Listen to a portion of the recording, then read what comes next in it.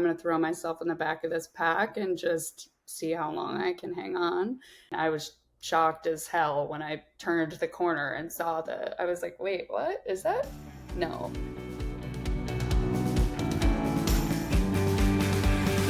Hey, everybody, and welcome to Set the Pace, the official podcast of New York Roadrunners presented by Peloton. I'm your host, Rob Simmelcare, the CEO of New York Roadrunners, and Becs Gentry from Peloton fame joins me this week, as she does just about every week. Hey, Becs, what's up? Hi, How are good. ya? You know, freezing like Frosty the Snowman Oh. right now. But it's, you know what? The sky is blue, so I can't help but just feel that it's perfect timing for the festive holiday period to kick off.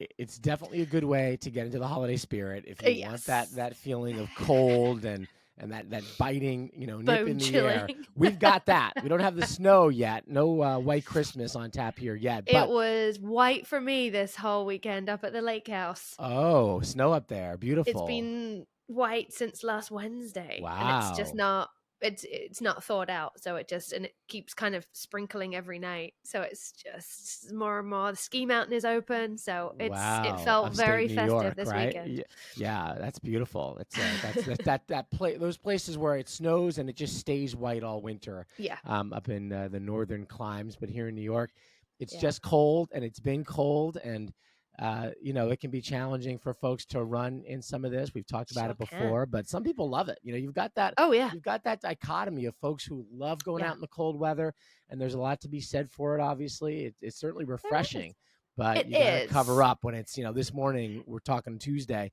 It was 15 degrees in Central Park this morning. So when it's that cold, that wind chill. you got to cover up. You got to deal with Yeah. the extremities that the are going to freeze. the lotion on the face, the like thick Vaseline, Aquaphor, whatever you want to use, has to be on your nose and your face. And ooh, yeah, it definitely gives you the glow, though. I mean, I did a little run on Thanksgiving Day, actually, and it was freezing, but I had rosy cheeks and the glow on the skin for the rest of the day, which looked good. So yeah, we'll it take feels it. good. I want to talk about your running, actually, Bex, a little bit. Oh, we dear. talked a lot about me and my running in the fall. I'm not running much now because I'm really recovering. You had a good year. I had a good year, but I'm taking a break now. My body has told me in no uncertain terms that it's ready for a break. So we're taking some downtime from much running, a lot of cross training now. But I want to talk about you and your running. I mean, you obviously, a year ago this time, you were still in the afterglow, if you will, of that incredible Great World Race, which is such an undertaking. I can only imagine kind of, the quote unquote hangover from that could easily last you a year plus. You're obviously still running for Peloton on the treadmill with your instructing, but where are you with your running right now? And what are you thinking about for the year ahead? Good question. Yeah. The running hangover from the Great World Race was long. It was like one of those delayed hangovers, if you've had one too many drinks, you wake up and you're like, I feel fine. And then mid-afternoon hits, you're like, oh God. Not so fine. Not so fine anymore. That was me midway through the year of like, I'm not good. I need to slow down here.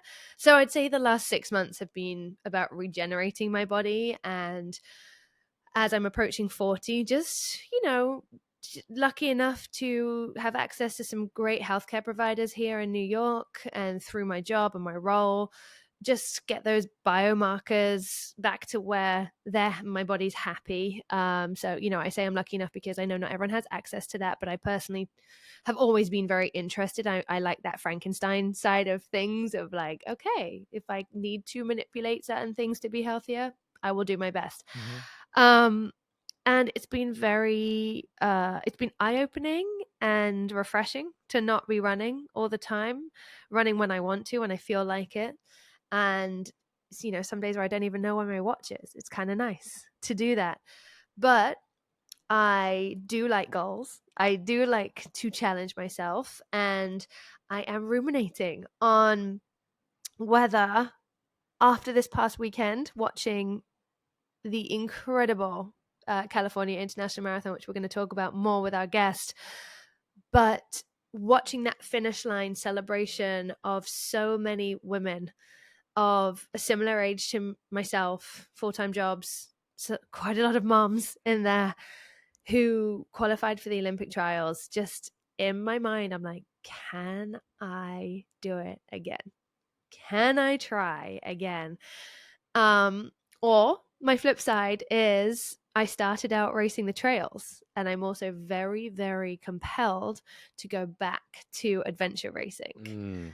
So I'm in two minds. I'm gonna start training in the new year and see where my body guides me to go, because I think for me it will all depend on how I feel training at those speeds again.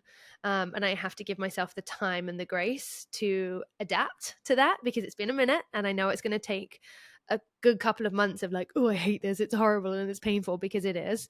But then if my body doesn't react well to it, then maybe it will be trails. So we'll see. I think by the time I turn 40, I'll have an answer for you. Okay, when's that again? I forget. When's your birthday? March. Okay, end of March. So putting that on my calendar. Well, I should have a birthday anyway. But we'll come back to this in March and see where 40-year-old Becs is thinking, what she's thinking about her next adventure. But yes, the Olympic trials are out there, and they're certainly there for you. And we are, speaking of Olympic trials, talking to an American who qualified for the 2028 Olympic trials run a little bit later on in the show. And it's a great story. Caitlin Phillips, she's a New Yorker. She's qualified now for the 4th time for the Olympic trials, but this was the first time she's done it since having a child. So 43-year-old mother running this kind of a time to qualify for the Olympic trials. It always amazes me. And I can't wait to talk to Caitlin about her experience and how she does it. I know that there's so many women who listen to this podcast who find those conversations inspiring, not because they're going for the Olympics maybe, but because they're going for their PR or whatever it is that they're trying to achieve post 40, maybe post motherhood, whatever it might be. So Caitlin's conversation will definitely get you fired up, no doubt about it. Speaking of fired up, we had over 4,000 fired up runners out at the Ted Corbitt 15K this past Saturday. They needed to be fired up because it was cold, as our theme, the theme of our conversation has been this morning. And, we had, that's a race that we expect to have in the neighborhood of 5,000. So we had a lot of folks not make it to the starting line on Saturday, which is not surprising, because when I walked out of my apartment on Saturday morning to walk up to that race, it was snowing. It was actively snowing in the city. There was a little glaze of snow on the ground, and it actually worked out fairly well with the timing of that. The roads were in pretty good shape by the time we started, but it was definitely a chilly run to run in honor of Ted Corbitt, of course, one of our real heroes at New York Roadrunners, the father of long distance running, the founding president of New York Roadrunners, the first African-American to compete in the Olympic marathon, and an incredible a legend and one of the real founding fathers of New York Roadrunners. So always a great event, and it was great to have that crowd out there. And I think people at the finish line felt good, Bex. They felt happy to have gotten themselves out there and covered that 15K hot distance. Chocolate in hand, warming up, putting those layers back on. I saw some fantastic pictures, Rob. I will say there was, whether it was from our Ted, our current Ted Metellus, whether it was from his Instagram when he arrived in the wee hours of the morning for the setup in the snow, to the runners and the smiles on everyone's faces in their little bobble hats and their gloves, just getting it done. It truly looked like a wonderful morning. And if you listened to the podcast last week, everyone, you know how envious I am of everybody running this race, regardless of the weather. So it made me very happy to see the smiles and the joy and the medals and the hot chocolates. Yeah, absolutely. And the results on the women's side, Felicia Pasadena won the race. 49:49 was her time, and I was holding the tape for all the winners on Saturday. Bex, Felicia was like running her own race. She was so far ahead with that time of I'm the not other surprised. women. It wasn't. There was no one close. I think she won by a minute. At least it felt like that. She was way out in front. I'd have to confirm that if we look at the results, but she had a big win. The non-binary winner was Charlie Hoskins, 56:14, and on the men's side, it was Isame El Jazule, 47:02 for United Mexican Runners of New York. Brilliant. So congratulations to all of them. You mentioned CIM, Becs, Yeah. and that was this past Sunday, the California International Marathon, and it was a record number of men and women qualifying for the Olympic trials. 55 women ran under the Olympic qualifying standard of 2 hours and 37 minutes. 52 men ran under that Olympic qualifying standard of 2 hours, 16 minutes flat. These times. The times just keep getting faster. And, do. last year there were 173 women qualified for the trials, 227 men. Total. Overall, I mean, and that's at how many races? That's at a handful of races. Not more than a handful, a lot of races over multiple years, right? So to have that many qualify we're already in one race. I know CIM is a popular race for qualifying, but pretty impressive. And it just shows, Bex, how people are just getting faster and faster. Truly, it's inspirational when you watch people around you doing certain things. You are compelled to try. And I think that is it. I think it is a huge testament to representation. There are more people who see people who look like them doing these things. So there's more people being drawn to the sport because they feel like they can succeed. So, to every single person who is lacing up to run whatever your race, whatever your distance, whatever your time, you're not just doing it for you. You're doing it for so many other people, and this is what is so wonderful about this sport is it is bringing strengths out, and we love to see it shine. And I can't wait for you all to hear Caitlin's story, our guest today, on her experience of this weekend as well. But those winner times, like I was on the floor seeing some of these winning times, and it doubled down as the 2025 USATF Marathon Championships. And you've got a debut on the women's side from Molly Bourne. And she came in with a 2:24:09, her first marathon. And she just cracks out this time. I think I looked on her Instagram. I swear she had like 134 followers. And I think she's a Puma Elite athlete. And it was, I was like, oh my goodness, this girl's life has just changed exponentially in this effort and power that she put in. And we got to get her on. Set the pace, by the way. 100%. So Molly, if you're listening, please come on. Matt Singer, Catherine Jones, our team, to get Molly Bourne on Set the Pace, because I can't wait to hear her story of having that kind of success in her marathon debut. Yeah, 100%. And, men's winner, Phillips CIM, Selassie with a 2:09:29, which is just jaw on the floor, inspiring. You have to look at the UK time as well. Alex Yeet, a triathlete guy, fasty. Like, he broke the marathon record. He's the second fastest now. He's second fastest of all time over the marathon, but he is a triathlete. So it's just to see all of these changes and these people just trying these different things and excelling. It was such a great weekend for it. We know the shoes are fast, and we know that's part of the story, but I don't think it's the whole story, because as we talk about actually with Caitlin, there's so much more knowledge out there about how to attack the marathon distance, and we're seeing people really start to excel because of that knowledge, and yes, a little bit because of the shoes as well, but it's certainly inspiring to see what people are capable of. All right, so Caitlin Phillips coming up in just a minute, and then today's member moment is with Dr. Melissa Melkonian, the founder of the American Dream School in the Bronx, who not only uses marathon running as a tool to foster her own personal empowerment, but also has been the impetus for many of her school's staff and parents to run their first marathons as well. So she's coming up with Meb. And then, are you having a hard time hitting your speed goals in this cold December weather?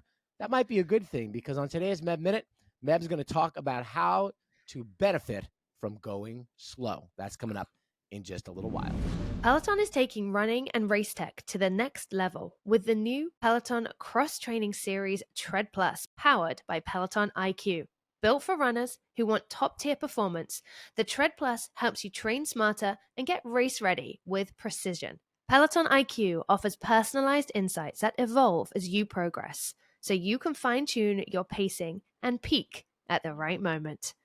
And with strength workouts designed to build the muscle you need to support every mile, your training goes beyond the run. Plus, pace target classes designed to build consistency, boost speed, and improve your splits. Every single run supports your full training cycle, from recovery miles to challenging race pace intervals. Experience our most advanced tread yet at onepeloton.com. Peloton, the official digital fitness partner of New York Roadrunners. Today's guest is another one of these super marathon moms that we've been meeting a lot of on Set the Pace over the last couple of years. Caitlin Phillips is 43 years old, and this past Sunday she ran a 2:36:07 at the California International Marathon, fast enough to qualify for the 2028 U.S. Olympic Trials Marathon. Sunday's run marks her fourth time hitting the Olympic Trials standard, an achievement she's reached while holding down a full-time job in the beauty industry and returning to competition after giving birth. And these are accomplishments that I will never be able to understand. I will certainly never obviously achieve them and let alone even kind of fathom them. But Caitlin Phillips, welcome to Set the Pace and congratulations on a spectacular time at CIM. Thank you so much, and thanks for having me. Very, very flattered by the intro. So super happy to be here. We are so happy to have you here. We've known each other like nearly 9 years.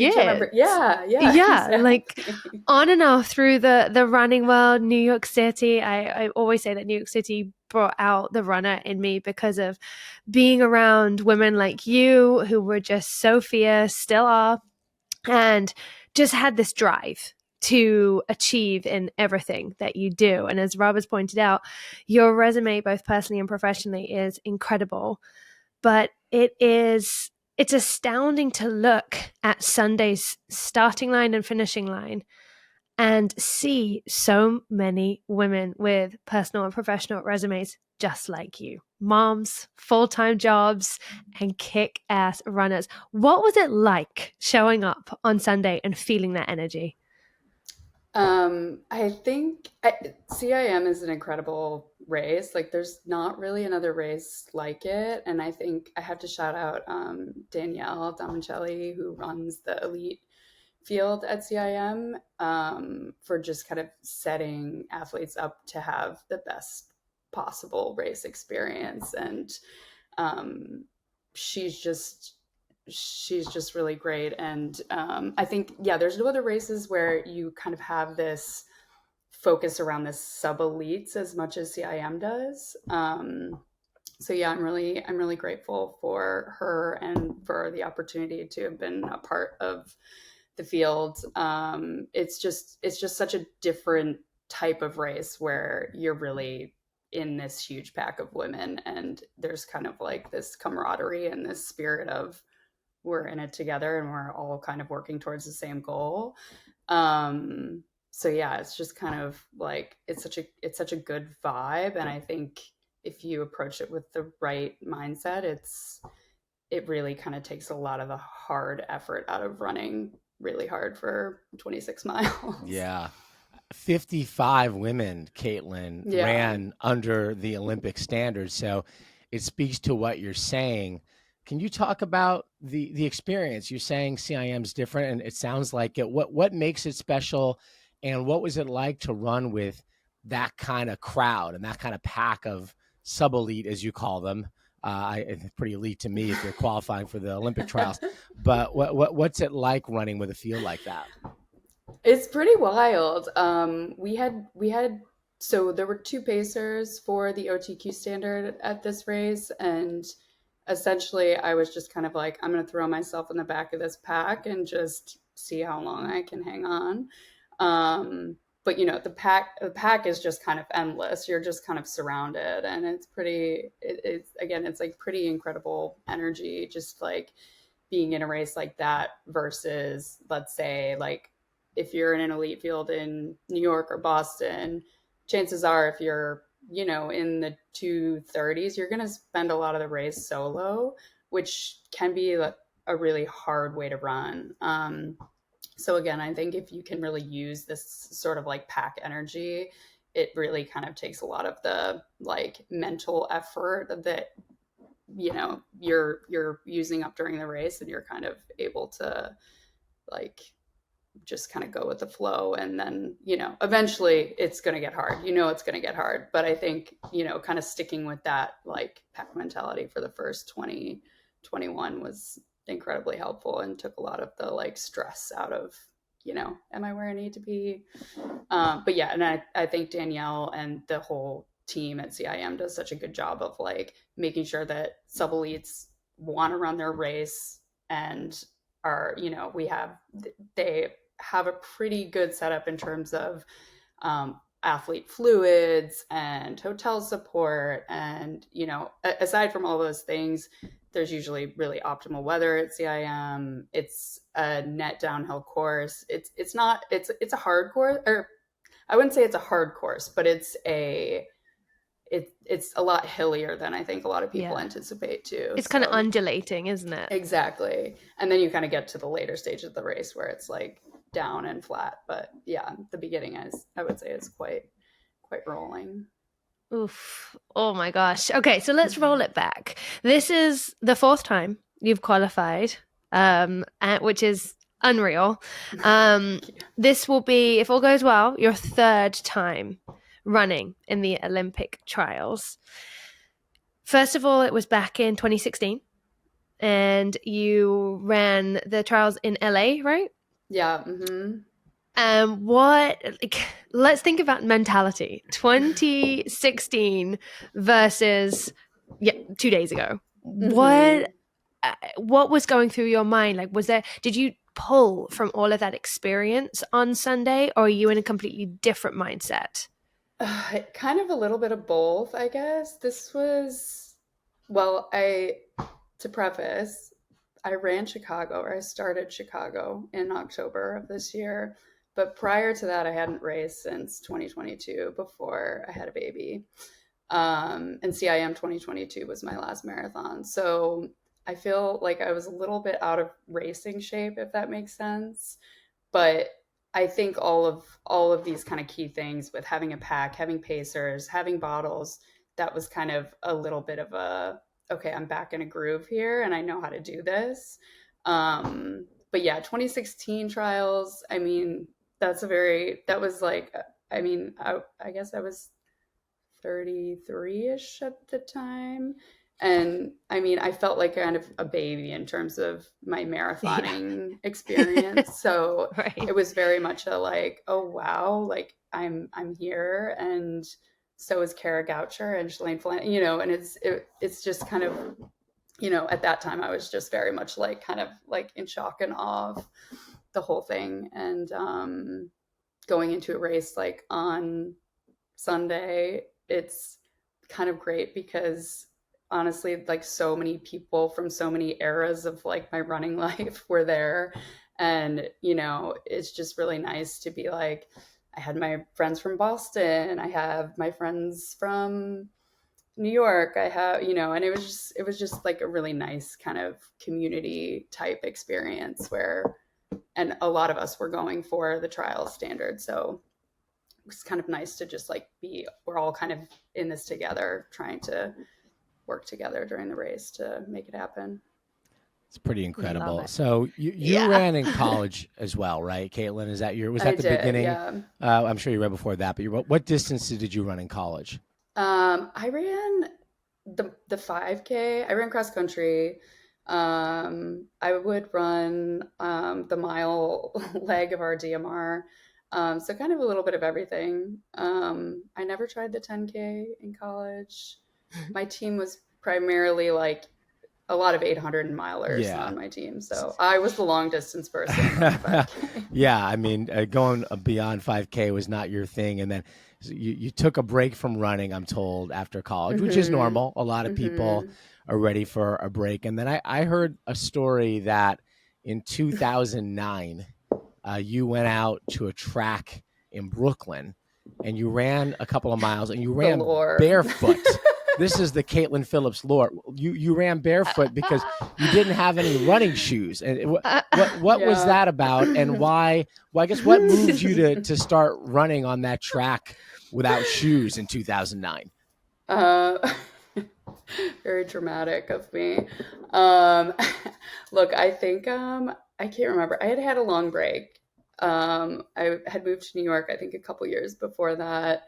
I was primarily focused on work and going to grad school, and I wasn't in the best place mentally speaking. And I think like running throughout my life has always been something that grounded me. And at that point, I really needed some grounding. So, so yeah, I went to the track and I started running again. What better way to get grounding than to run barefoot? I mean, you're actually touching the ground with your bare feet. Exactly. That seems like a good way to do it. Scares the living daylights out of me, though, that it was McCarran Park of all the places that you could be barefoot. I'm like, oh my gosh, wow. Very dramatic. It's a great park. It's a great track, but you're right.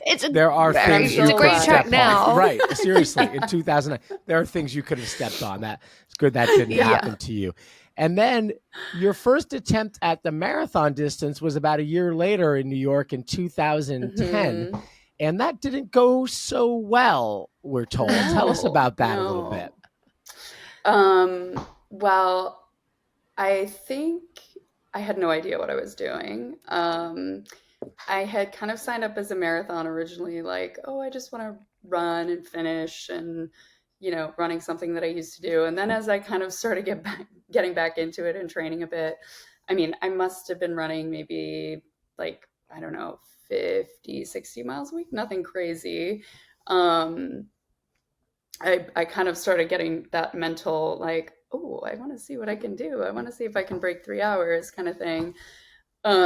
But yeah, I had no clue what I was doing. I didn't consume a single calorie during the race. Ooh, and I mean, I know I will sound like 1,000 years old when I say this, but like in 2010, there wasn't the kind of access to like coaching and like just marathon knowledge in general was like, yeah, you could pick up a book, of course. And I was probably too lazy and busy at the time to do that. But yeah, I just didn't really know what I was doing. So yeah, and running wasn't as in vogue as it is now, where everyone and their mother is talking about how to fuel, and there's not 500 brands that you can try. Yeah. So no tell super us. shoes, no coaches, no nothing. I barely had a Garmin at the time. I think I got a Garmin for the race. So what happened in the race? I know, but tell the listeners what happened in that 2010 marathon. So yeah, I think I went through halfway, probably like, I want to say it was like around 125. I mean, I made a lot of stupid first time mistakes. Like I went out too hard. I didn't fuel. I didn't have any fluid. At 18, I was like, maybe at 16, I started getting a little woozy, blackout. And then by 18, I was done. Yeah. The old DNF, which is not unheard of to not finish one's first marathon, especially when you weren't just out there for a stroll. You were out there trying to run a time and a fast time, because that's what you had done in your career as a runner before that. Yeah. Exactly. Yeah. So how did you go from that? Those first timer mistakes, which are fantastic learnings, to with 6 years, less than 6 years, qualifying for the Olympic trials? Well, I think at the time I was part of a team, New York Athletic Club, and I had, there were a lot of post-collegiate athletes running for NIAC at the time. And I was kind of inspired by I didn't necessarily ever think that I would qualify for trials, but I thought it was like cool. And I kind of got re-engaged in running again. And it was really nice to be around people that were like, had goals around running, amongst all the other life things that people were doing. So yeah, I think that was kind of a big motivator. And then eventually I met my coach, Terry Shea, through one of my NIAC teammates, Sarah Cummings. And I mean, not to say that coaching is everything, but I think Terry was a big piece of the puzzle for me, because I didn't really understand a lot about the distance and how to do it. And like I was ready to like execute, but I didn't really have a framework for how to make it happen. So Terry was really, really crucial for me there. That's awesome. Giving you the guidance and the how to get through the fueling. Exactly. Yeah. That's awesome. That is awesome. So that led you on to this climb in your personal running. And, you know, even though this sub-elite is the way, as Rob said, it's still pretty darn elite these times, that technically named sub-elite. And then in 2022, you ran Boston Marathon, right? And that was a big time for you. That was 2:37:01, which that was my New York City Marathon time as well. Oh, yes. So I feel your pain. I would say New York City is a bit of a harder course than Boston. So yeah, but I didn't have the anger around that 1 second, I think. Well, okay, so that 2:37:01 is actually from the October 21 Boston Marathon. I don't know if you all remember, but like the because of COVID, they ran it in October. That's right. They ran it in October. And I was kind of relieved that the trials window wasn't open at that time, because I had kind of taken some time away from running in 2020 and 2021. And I kind of felt like I was rebuilding from scratch for that race. I was just like so stoked to be back on a starting line. I love Boston. They offered me a spot in the elite field. I was just like, it was just kind of like the perfect race in that, like I said earlier, where Boston, a lot of times if you're in the elite field, you're running by yourself. But I happened to have this like crazy, like little pack of women that I ended up running the whole race with. And ran just over 2:37. And I did go back to Boston in the spring of 2022, shortly thereafter. And I really didn't have a great race. I think I ran like 2:40 to like around 2:40 flat, but much tougher race, very much on the opposite end of the spectrum of the race from the previous fall. Mm-hmm. Right. And then in the fall of 2022, exactly. I went to Berlin. Well, I went to Berlin. I got sick. Yeah. I dropped out. Mm-hmm. And then I had this other little mini build for CIM. Yeah. And then did it at CIM. 2:35:07. Something around there. Yeah.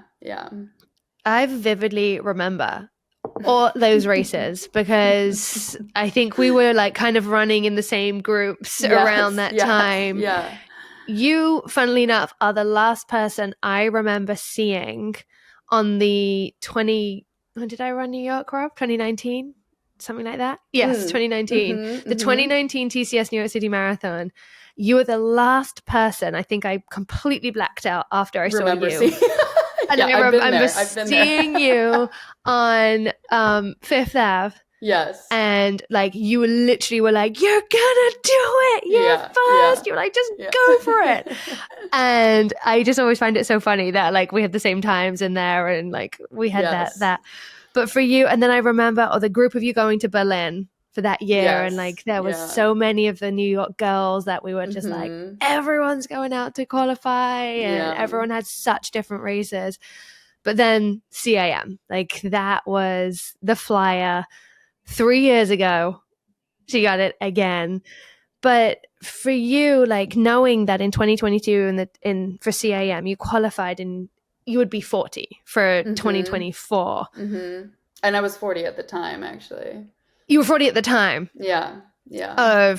So how did that feel as a woman? Because over the past few years, it's become so much more common for women over 40, 35, 40 to be throwing down these insane times. But even 3 years ago, I feel like it wasn't that much of a commonality.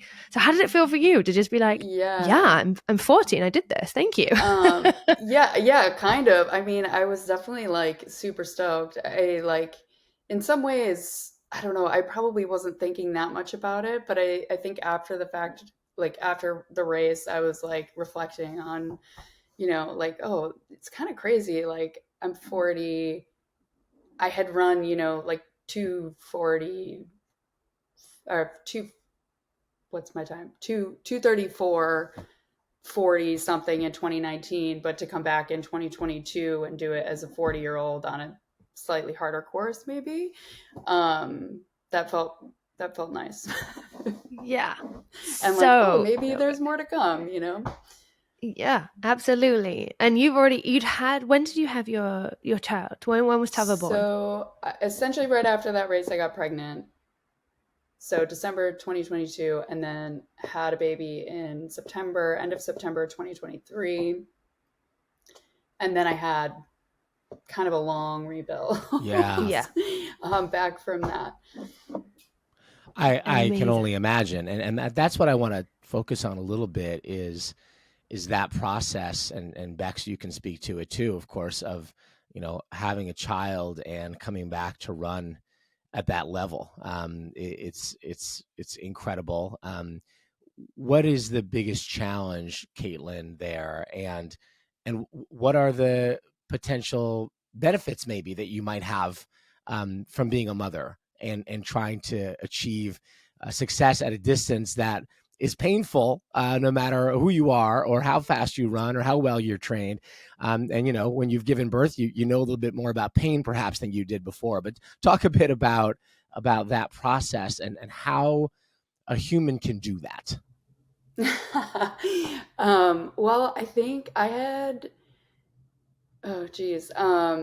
Yeah, it's a lot. So I had like a long recovery. I eventually, just for lack of an official diagnosis, kind of started referring to whatever I was going through as like a birth injury. And I visited like a handful of physical therapists, couldn't really figure out what was going on exactly. Eventually I went to a physical therapist and orthopedic doctor who kind of gave me a sense of what was going on. But I had a sulcus, internal tear in my pelvic floor. And then I think because I had a lot of interior stitches and scar tissue that was kind of sitting probably too close to a nerve, it was just kind of making me feel inflamed, and running and walking exacerbated that exponentially. So I really had quite a long break. Like I wasn't able to run at all from September 2023 until July 2024, and then I was kind of inching back very slowly. And then after running for like a month and a half, I got a stress fracture. So 2024 was a bit of a bust for me.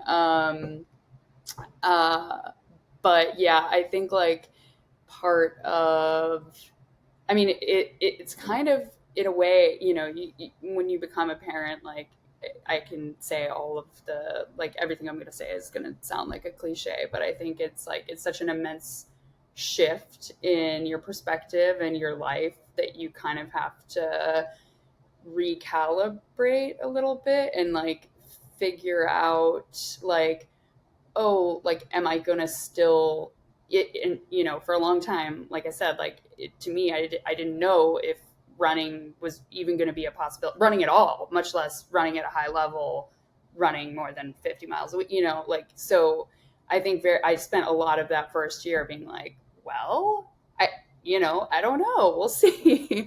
And just kind of like staying hopeful that I could get back to some level of running.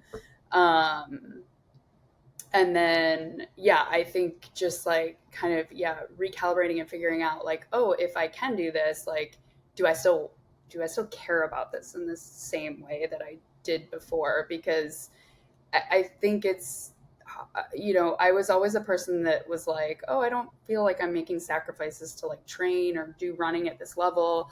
And I think as a parent, you're like, I'm making sacrifices. Like, I'm putting strain on my relationship at times. Like, luckily I have a very supportive partner, but it's like, yeah, you just kind of have to think about a lot. There's just a lot more to think about. And, you know, it's,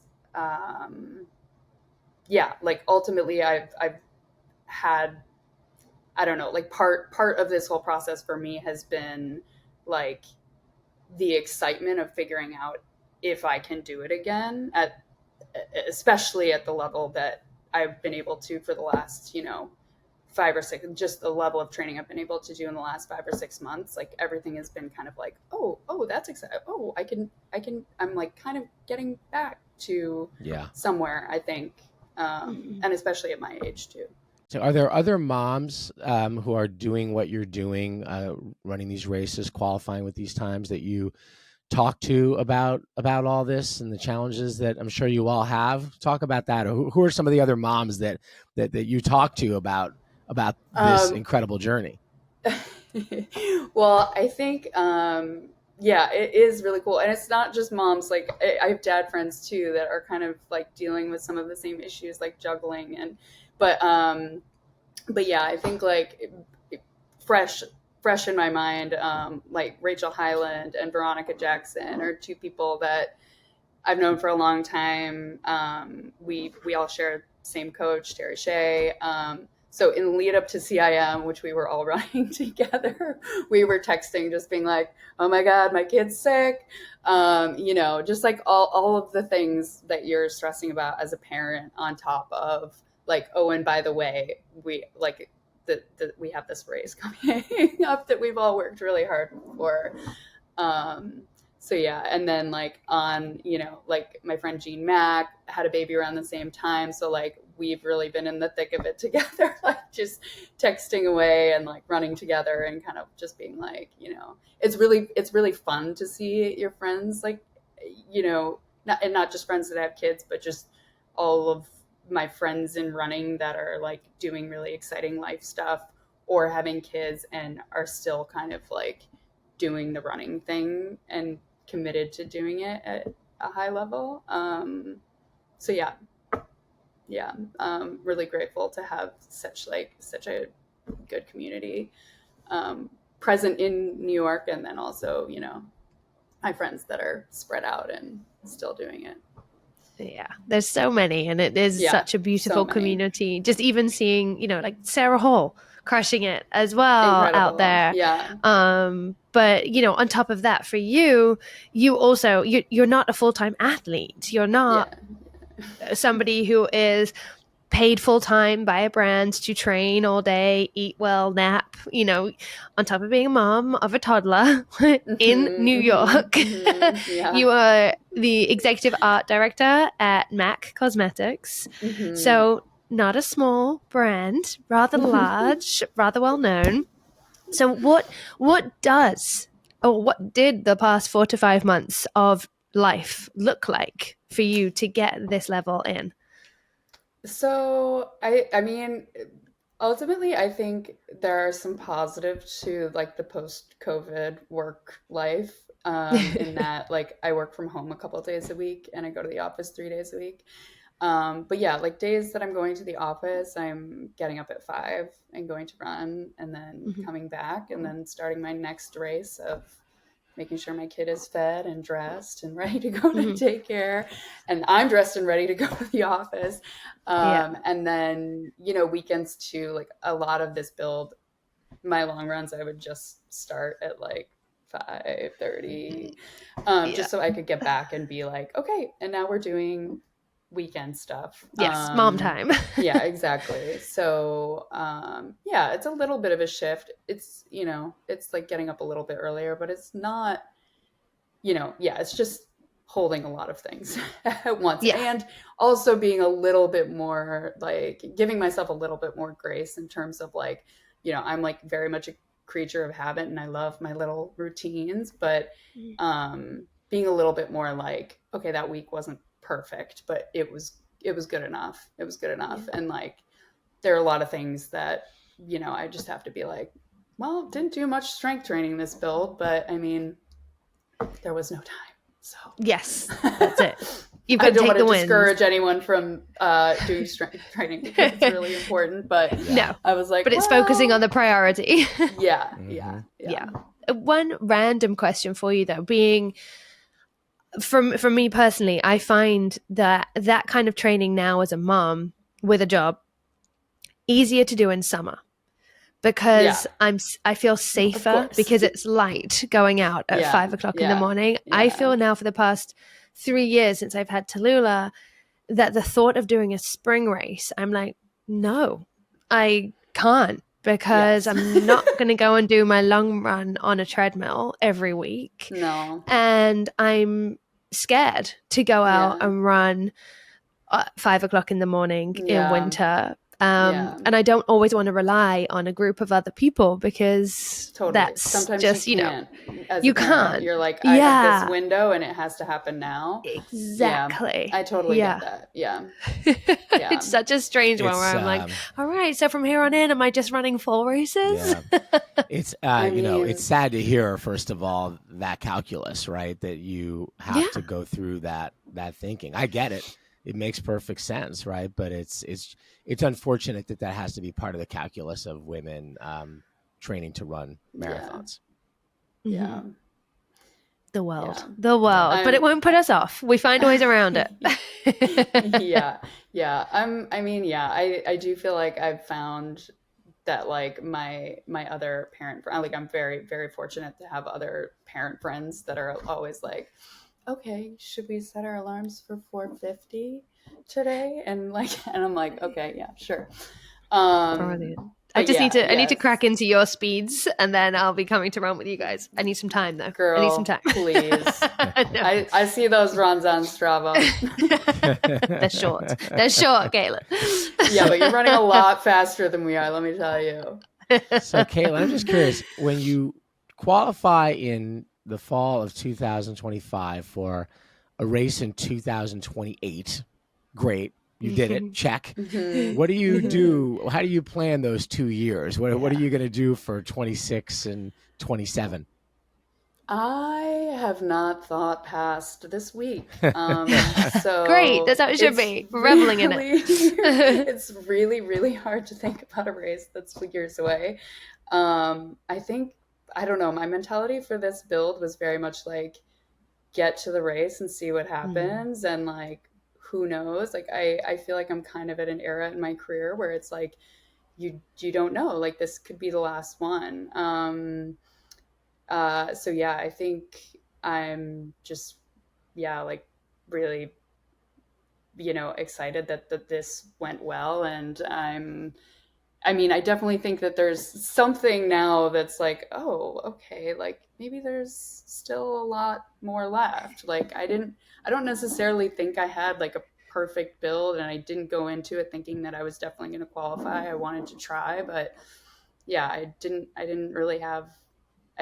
think I had a build that like overwhelmingly illustrated that like, oh, you're in sub 237 shape. And then I was shocked as hell when I turned the corner and saw I was like, wait, what is that? No. What did you see? You mean the finish line or your time? The finish line and the clock. And I was like, does that say 2:30? Did I start further back than I thought? Yeah, exactly. So yeah. But no. Do you think you'll run a marathon between now and then, or you think you'll just kind of maintain?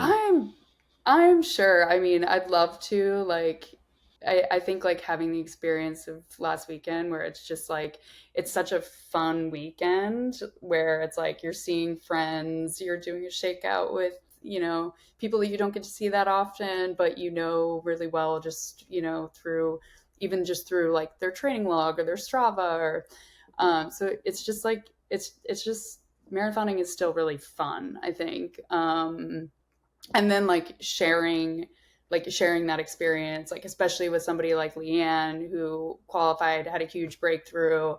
Like we've trained together, we've known each other for, again, like more than 10 years now. It's so fun and exciting to kind of like be a part of that energy. So I'm definitely hopeful that there'll be another one, a spring one, probably not in the cards for me. I'm going to give my husband a break for a minute. And yeah, we'll see. Well, Caitlin, congratulations. An incredible accomplishment. Thank you for joining us and sharing a bit of your journey. And we look forward to seeing what you do between now and 2028. And can't wait to see what you do then. New York Roadrunners is a nonprofit organization with a vision to build healthier lives and stronger communities through the transformative power of running. The support of members and donors like you helps us achieve our mission to transform the health and well-being of our communities through inclusive and accessible running experiences, empowering all to achieve their potential. Learn more and contribute at nyrr.org/donate. Our Member Moment guest today, Dr. Melissa Melkonian, is the founder and head of the American Dream School in the Bronx, a dual-language charter school she created to help students and families achieve their own version of the American dream. A dedicated runner and New York Roadrunners member, she's inspired dozens of teachers, parents, and staff to take on their first marathons using running as a tool for empowerment and community building. Today, she joins Meb Minute to share how her passion for running has shaped both her life and her school's culture. Thanks, Rob. Dr. Melkonian, welcome to Set the Pace podcast. How are you doing today? Hi, Meb. I'm doing great. Thank you for having me. Great to have you. You have inspired many school staff and parents to run their first marathon. Yes. What made you want to start that movement? Running is empowering. I think for us here at our school, it's the American Dream School, a school that was founded on the principle of honoring yourself, your culture, your language, your identity. I personally have found a lot of who I was through my runs, as short runs, long runs, and having completed a couple of marathons and half marathons. I think for me, running is an ability to be able to kind of look within yourself and be able to just empower yourself. And I wanted to share that gift with other people. And there's no other way for me to do that than through running. When did you start running personally for you? I started after college. So about 25 years ago, I started running. When I moved to New York City, I'm not from New York City. I joined the New York Roadrunners very early on as a recent college grad, and I fell in love with it. I didn't know what running would do to me. And when I started running and participating in races, the Central Park races, the half marathons, it was very transformative. I think the community that the Roadrunners build helps us push through all of the runs that I've ever ran here. Absolutely. Running is definitely very empowering. You grew up in Mexican-American family near U.S.-Mexico border. How has your heritage and upbringing shaped the way you approach both teaching and running? So I grew up in El Paso, Texas, which borders Ciudad Juarez, Mexico, and my parents are both immigrants. And part of running, while it was not something that I engaged in growing up, I was very athletic and engaged in a lot of sports, but running itself was not something that we would do as a family. But again, kind of going back to what running is, for me personally, it's this ability to challenge yourself, to own your pace, to own who you are, be comfortable with it. Every mile ran is a mile ran, and it's something that nobody can take away from you. And it's also, being able to be okay when our runs don't feel our best, because they're just part of who we are, and it's part of the journey. And so our culture, it's just is never give up. You work hard for what you want. And for me, what I wanted was to run a marathon. I wanted to run a marathon and finish it. And I've done that. And I did it over and over and over because it became, this kind of like, I want to do it again. And I'm getting older and my body's changing and I've had children. Can I still do it? And the answer is always yes. Just work hard for what you want. It's cultural. It's, trabajar duro, and we can get whatever we want. Nicely said. Hard work does pay off. As an immigrant, my parents were for sports, but there's other immigrants who are not into sports because they want you to focus on academics. They didn't think running can be a profession or, so I have to make phone calls to Ethiopian families to say, let your son or your daughter run, because they see, some of the coaches see the talent, but as an immigrant, they don't see that as been leading to being a doctor, lawyer, or teacher or other venue of a career. But how does running connect to the mission and spirit of the American Dream School? So it connects in the sense that you don't want to give up, right? Because running is challenging. It doesn't matter. Again, like I said, you are a professional runner. I take it by hobby, and I absolutely love it. But it forces your body, it forces your mind to be challenged. And there are times in life where you feel like you just can't. You can't take another step. I can't put my shoes on today. I can't go out for a run. There may be some things that I don't find challenging, but other people might think like, oh my God, it's raining. Maybe I won't run today. Or it's a little bit too cold. I don't know if it's a good day to go running. Or I think I'm sore from yesterday's run.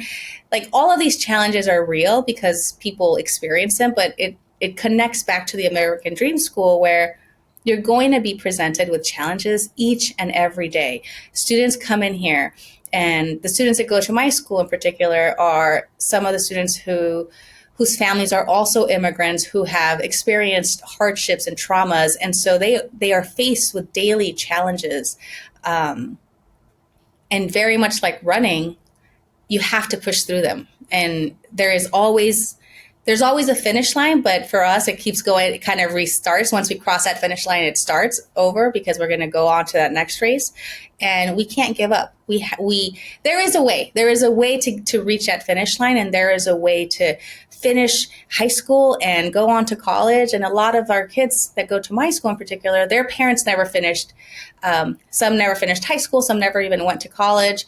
And that's okay. It doesn't have to be your reality, but it will be challenging as students. And so we need to help everybody push through to their finish line. And then once they cross it, set new goals and start over. Absolutely. As Spanish goes, si se puede, you can do it, and I'm sure you are implementing that, the American dream of school. So, yeah. But again, when you line up in the race, what's usually going through your mind? Are you thinking about your students, your own goals, or something else? I am. And the New York City Marathon, the first Sunday of November, is my favorite day of the year. You can ask anybody who's ever met me, they know what my favorite day of the year, and it's always Marathon Sunday. Whether I'm running it or not, I think the way that New York City gets behind every runner is so empowering. And for me, I've had the pleasure and the honor of being able to complete 5 marathons here in New York City.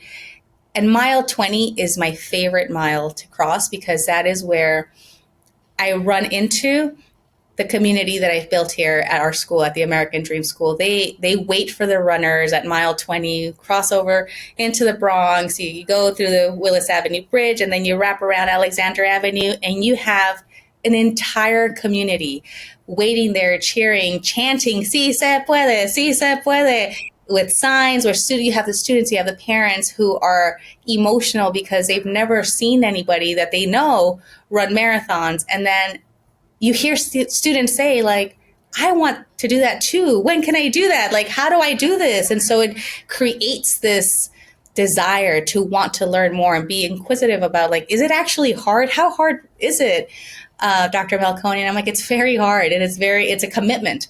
You have to train for it. You have to mentally train for it. But as long as you go through with your commitment, the world is yours. The world's yours, and the finish line is there waiting for you. The inspiration. So that medal feels so good to wrap around our neck at the very next day. It's wonderful. The finish line and the medal we know all about, but what lessons from marathon endurance has helped you as a school leader? That everybody has their own pace, right? So my pace is not your pace, and that's okay, right? So everybody's goal is different. Everybody's purpose in life and in education and in running, their why may look a little bit differently, and that's okay. And I think part of being able to complete half marathons, and I not run as much as you have, but I think I've had about 20 New York City half marathons that I've completed. That it has been everyone was different. everyone was different. I had children in between. I ran one immediately after I had my last child. And so everything we do is different. And so some of the lessons is like, just accept where you are in this particular process of life. Don't compare yourself to others, because you see people run past you all the time, and that's okay. Just remember why you started and be determined to finish, even if it means with support, even if it means it takes a little bit longer or you have to walk a couple of steps here and there. Everybody's training is different, and that's okay. Absolutely. And being different, and that's okay, like you said. And there's different genders, different age groupers, different, just amazing how running unites us all, an ability, and to have a different ability, get to the finish line from point A to point B, or from Staten Island to Central Park. Everybody have different stories, but getting to that finish line in your own pace is just as equally important. Yeah, I agree. Well, thank you for being on the show, and great to have you, and best wishes as you go for the future. Thank you so much, Meb. Thank you so much for joining us, Dr. Melkonian, and for being a member of New York Roadrunners. Now it's time for today's Meb Minute. Long run is all about building aerobic engine, building stamina, and don't rush it.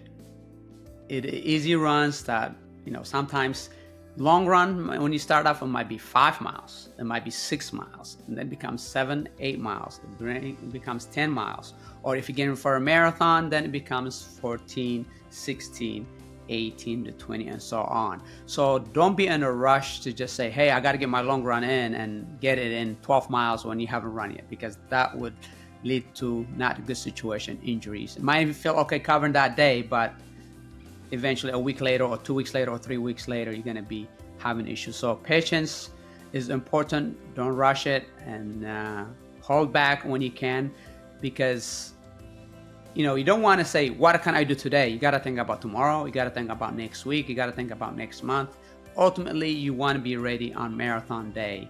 Don't get too excited and get burnt out, because every day that happens. When you go hard, the easy days are supposed to be easy. Recovery is supposed to be recovery. If you can make the progress to be able to just build up each week, each month, and consistency, and be able to make the progress, you're gonna be healthier, which means consistent. Once consistent, becomes a great results in the long run, not literally and figuratively, and get you to that finish line as strong as you can. And it will make a lot more easier also when you have competed the races. The recovery will be easier when you have done your long run properly and manageable. All right, Bex, that does it for another episode of Set the Pace. We want to thank our guests today, Caitlin Phillips and Dr. Melissa Melkonian. Absolutely incredible stories, knowledge that we've learned in today's episodes. I hope that Meb has given you all inspiration to get out there, even if it is chilly, but you can just get out there, take that pace down, because that means you can keep the layers on for a bit longer. So true. So true. You go fast, you got to start peeling them off, and where you're going to put them, you know. I hate carrying gear while I run. Absolutely. I know. So. I just have them from my hips up around my waist. I come home looking like a weird version of the Michelin Woman. But maybe that was some good tips for people for this weekend's New York Roadrunners Frosty 5K. I think you're going to be there, Rob, right? I will not. I'm traveling this weekend. I will miss the Frosty 5K, which I'm sad to miss. It's always a great event. So much fun. A lot of costumes out there. I was going to say, I can't wait to see the costumes. A lot of elves for the Frosty 5K, so I'll be following on social. I can't wait to see it. A race that always lives up to its name, by the way, because it is always frosty out there at Prospect Park. So I hope everybody has a great time with our second to last race of the year. I will be at the Midnight Run on New Year's Eve this year. So I'll be ringing in the new year with our members and runners out there on New Year's Eve in Central Park. So that's, I guess, technically our last race of the year, even though it starts at midnight next year. But have a great weekend, everybody. Enjoy those chilly miles. Make sure you subscribe to the show. Leave us a review. We want to hear from folks out there. Send us a question as well. Thanks for listening. We'll see you next week. Enjoy the miles.